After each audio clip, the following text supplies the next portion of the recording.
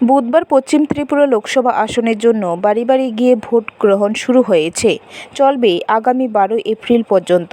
বুধবার ভোট গ্রহণের সরঞ্জাম নিয়ে ভোটকর্মীরা উমাকান্ত স্কুল থেকে রওনা হয়েছেন।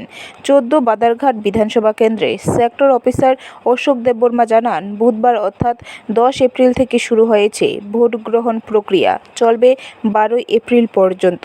এদিন বাড়ি বাড়ি গিয়ে ভোট গ্রহণের দায়িত্বে ছিলেন sector officer, micro observer, polling person, videographer, police প্রশাসন। 85+ ভোটার আর পিডব্লিউডি ভোটার তারা বাড়ি বাড়ি ভোট নিতেছি।